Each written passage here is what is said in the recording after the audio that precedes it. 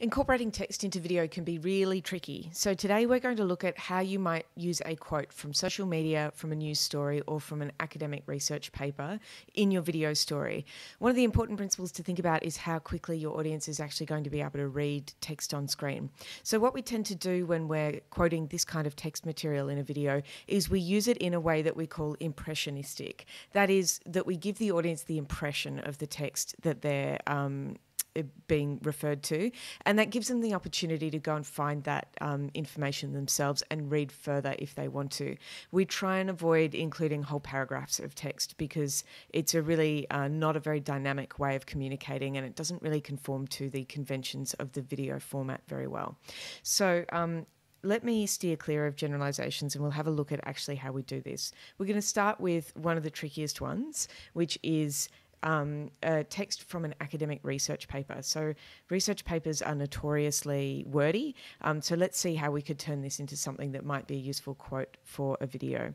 I'm going to click on the title of the article, which I've just found using Google Scholar.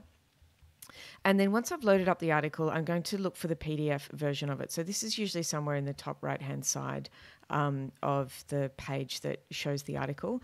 And loading the PDF version just gives you a nicer version to screenshot. Now, in the screenshotting that I'm doing today, I'm working on a Mac, so I'm going to be using the keyboard shortcut of Command-Shift-4 to draw a box around things. So I've just pressed that now, and it brings up this cool little target there, and then I can draw a box, and I'm just drawing on the inside of the edges of the page there just so I don't get that drop shadow on the outside or the lavendery background that page is on. So the first thing I'm going to do is screen capture the whole first page, and what I'm looking for here is that the title of the article is visible, the journal that it was published in is visible, and the name of the scholar. With this information, anybody could find this source. So now I'm going to go on to make a selection of the text that I would like to quote. Now, in this case, I'm just going to go for this first sentence here, and once again, I'm going to use my little selection tool, and I'm going to have to select that first sentence as two separate chunks. So the first one there, just making sure I don't accidentally clip any of the letters off the bottom of my selection, and I don't accidentally grab any letters from the next line. And then once more, and just do that final line there. Now I have chopped off the bottom of those F's and G's there. So I'm just going to hit escape without releasing the key and try that one again. So a little bit fiddly. If you need to zoom in on the web window that you're looking at in order to achieve this, you can do that. All right, that's a better version there. Good, happy with that. Okay, so, and those have saved down here. I know the location they're saving into, so I'm just going to open my Finder now and pop into Documents, which is where my screenshots go, and just hitting the spacebar to preview, you can see I've got those three assets there. I'm going to pull them all into Premiere Pro. You would have an additional step here where you move those into the relevant folder as part of your project so that you are managing your assets effectively. So I'm going to pull one down onto the timeline here. And that's my last sentence there. So I'm just going to pop that one at the top. Then I'll go for, this one will be my second sentence, I'm guessing. Cool. So it's placed them directly over the top of each other. You can make one invisible if you want to see the one below. And then this one here. Okay, now by clicking on the clip in the timeline and then double clicking on the asset, you're able to resize things using your little controls here. But the issue that I'm having here is because I've stacked these three directly on top of each other, I can select this one and then double click up here. And if I'm not careful and I double click the asset that's directly in front of it, I can end up inadvertently creating the adjustment box around that asset. If you find this confusing to work with, a great little technique can be to just unstack them and work with them one at a time. So the first thing we're going to want to do is enlarge this. You can enlarge it so that it is cropped off at the bottom there, and I'm going to go even a bit bigger than that because I've got a fair bit of white space at the bottom there that's not necessary. Cool. Now let's see. I have enlarged it too much. I've got the DOI, but there we go. I'd cut off the name of the journal there. Okay, so look, the journal and the DOI there are going to be outside of the title safe area. If that is a concern for your project, then you can always add those title safe windows in to your toolbar and then toggle them on. So if I was working with a project that wasn't going directly to the web, I would be concerned about that. But since I know where this project is going, it's just going to YouTube. I'm not concerned about players that have different aspect ratios that might chop that info off. Okay, and that's how my sort of bottom layer of this is going to look. So then I'm going to double click on this layer here. And if I'm having trouble seeing things, there we go. I've just turned off the layer below it, so all I can see now is this one. All right, this is quite fiddly at this level of zoom. Oops, and there we go. I have selected the wrong thing. So not only am I going to turn that off, I'm actually going to lock it, so I can't make any further changes to it now. Or even turn it off and then lock it. Cool. Double clicking here, hover over the corner and then enlarge. Now, if you need to do this in a bigger zoom setting, you can zoom in using this control here, and don't forget using the tilde key, you can enlarge this so that it fills the screen completely. Okay, so I've got that one there, and this is the start of the sentence, so I'm just going to lift it a little bit. Notice I'm doing all of this by eye. I'm not bothering to try and get it all perfectly sized equivalently. And this guy here, same trick, just going to pull it up. Now I'm looking to make the text roughly the same size. Okay, I'm satisfied that that is the same size. And those two bits of text there are large enough for an audience to read. That is the absolute max amount of text you would want to put on one screen in any video. Because I'm quoting a academic paper here, I'm probably going to have to do the absolute max. All right. So everything now is in the right place, except it all looks very confusing. So we're going to use some animation now to clear things up a little bit. The first thing we're going to do is bring this guy here onto the screen. And then once the audience has had a chance to read it, we're going to blur this one out and bring up these two sentences in front of that text there. And I'm going to use a really simple effect, the dissolve effect, which you can search for here. Or if it's set as your default effect, you can use Shift D to add dissolves to both ends of all of those clips there. So we'll just watch the dissolve happening now, and then more text is going to dissolve in front. So already you can start to see how this animation is going to work. One of the things I'm noticing here is that this guy here just needs to come up a little tiny bit. There we go, just so that that text underneath it is fully obscured. Okay, so the problem here is that once this text comes up in front of the text, the paper that's behind, the paper behind is kind of still a bit too easy to read, and that is distracting the eye away from the text that I want the eye to read. So I'm going to do some keyframing effects here.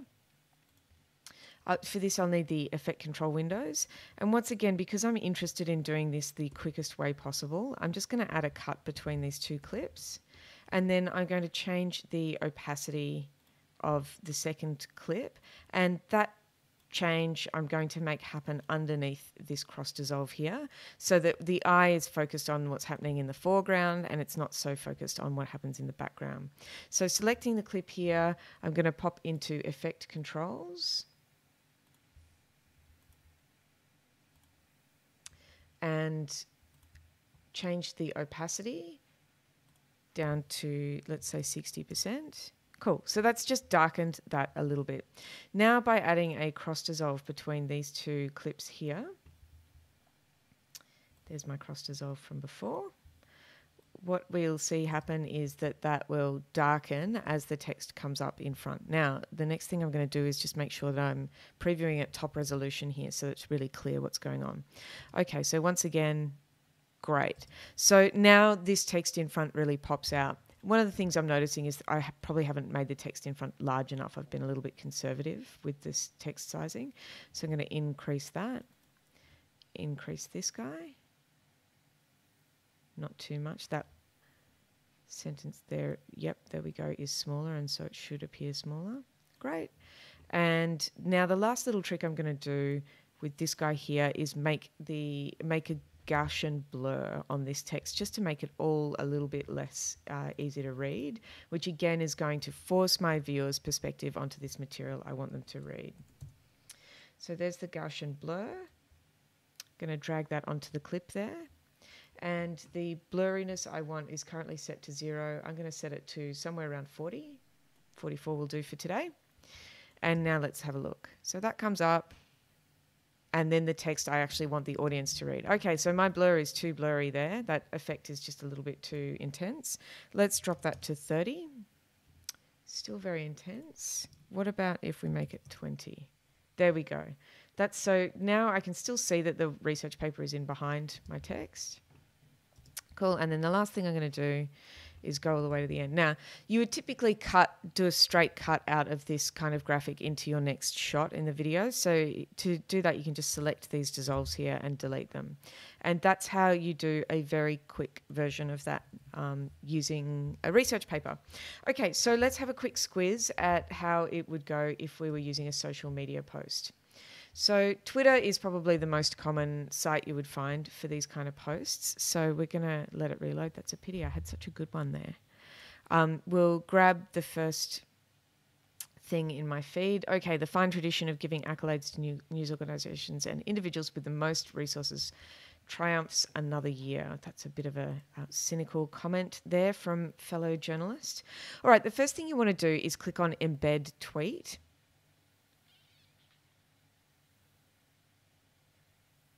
And then Twitter brings up this full screen version of the tweet.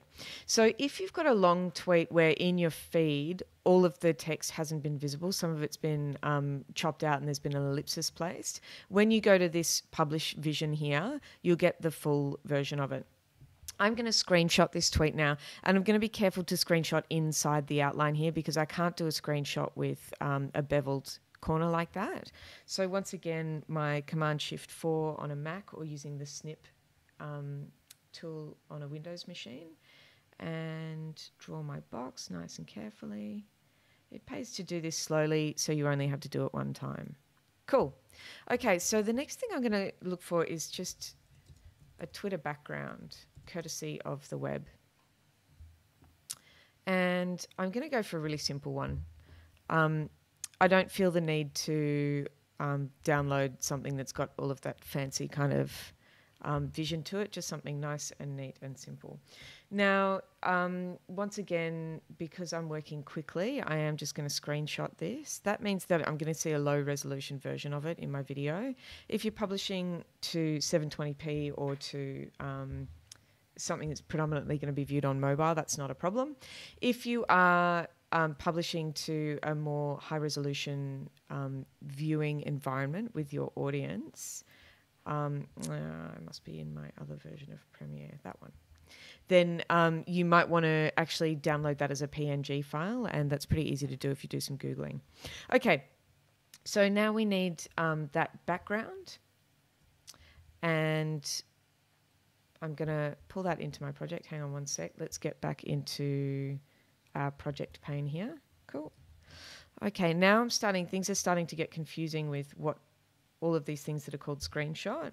So I'm just going to call this one TW for Twitter background. And then I'm going to grab the actual tweet itself and TW1 for the tweet. And now I can easily identify between the two. I'm going to pull that into the background, double click to resize it,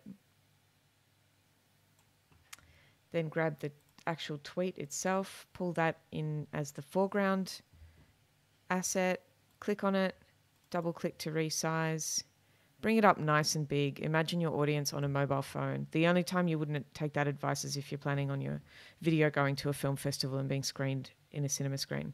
Once again, a marquee selection and Shift-D will bring me the cross dissolve or whatever you have set as your default transition. Let's just have a quick squiz at, probably don't need it. I'll do a direct cut in to this vision here, but let's just have a quick look. Cool. And then you can handle the end of this clip however you like. You can cut them all out, do a straight cut and delete your cross dissolves there, or I might do that so that the tweet comes up nice and quickly. Okay, it's a rinse and repeat scenario with using a news article as your source. So just jumping to a big story from today. So this is on The Age. So fortunately, this page is a landscape orientation. So when I take my screenshot here, whoops, I'm going to press the wrong button. There we go, press the right button. Take the screenshot all the way out to the edges of the page. Not quite that far to the edge. Just omitting the scroll bar on the right just to keep things nice and neat. Then probably the part of the story that I'm going to want my audience to read will be some text from the body of the story. And I may even go as far as to capture that whole lead paragraph there. Cool. Okay, we will pop back to Premiere Pro. There we go. They're just taking a moment to load. So there we've got the age background. That's come in. That's highlighted. That's how come I know which one it is. And once again, we've got the actual story there. So I'm just going to call that age 2. Cool. And the age has come all the way up here. Bring that down over here. Do a quick resize. So I don't need all that white space at the edges, but it's really important that my audience is able to see the title of the publication. We are in the using of copyrighted material kind of vibe at the moment. This is less of an issue for academic texts and social media posts because of the shape of copyright law in Australia. But as soon as you are using a news story that's been published elsewhere, you need to be using the minimum amount of the news story to tell your story, and attribution is very important, a very important part of that. So I'm going to bring this up. That is a very wordy quote. Remember the rule that a piece, the audience can read 3 words per second. So just think about how long this one is going to have to be on screen for your audience to read. Now, given that you're going to have it on screen for ages, you're going to have to do something so that you don't just have a static image here. And that's the reason why we've gone for such a big slab of text today. I wouldn't normally use a text slab this size. I would say that this is a poor use of the video convention, and I would try and pull out a smaller grab from the text. However, if you are using a really big one like this, there is a convention for how you animate it so that the audience doesn't think that the video has stopped playing properly. First thing I'm going to do is select the clip, and once again use Shift-D to get my cross dissolves in. Once again, I'm going to pop a little cut here. There are keyframing ways of doing this, by the way, but I'm doing them the quick way. Remember, we're in news production land here. So I'm going to be popping a Gush and Blur on that there. We've worked out that 25 was a pretty good blur level for that background text. We are going to do a dissolve, D-I-S-S, we'll find it for us. Cross dissolve between that and the clip before it. And we're also going to change the opacity of this clip here, making sure that's selected, down to about 60%. Okay, so let's just have a quick squiz at how that all works now. Cool. I reckon if this was my production, that start hasn't quite been on screen for long enough for people to read the headline there. Alex Jones ordered to pay nearly... Oh, no, nowhere near enough. Helps to read it out loud. Let's try that again. Alex Jones ordered to pay nearly $1 billion in damages for Sandy Hook. Wow. Okay, so let's move this all the way back. And... Yep, jury says. Great. And Jack Queen. Cool. I can just read the byline before I get into this. Okay. So I've just zoomed out using the minus key there, and I'm going to make everything a bit longer here because what I've just learned is that my timeline's really zoomed in there. Okay. Beginning with your playhead right at the start of the clip, before it's even faded in properly, we're going to click once on it, double click up here, and that brings up this blue line around it. And then we're going to go to the motion control in the effects controls window. We're going to add a keyframe for position and scale. We're going to advance all the way to the end of the clip using this playhead up here, almost to the end. And then we're going to add another keyframe here for position and scale. Double click to select here again and just enlarge that to fill the screen. Let's play that. So I've told it that I want it to start at a certain size, and then while it's playing along, I want it to very slowly enlarge. That might be too slow. Let's play it back at real time and see how it works.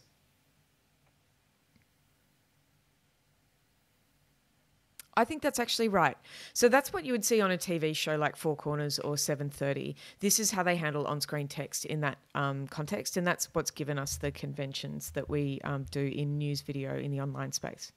Okay, I'm going to stop there. That was your very quick tutorial on how to do this stuff in a hurry. So once again, those shortcut keys for the dissolve in and out, that only works if you've set dissolve as your default transition.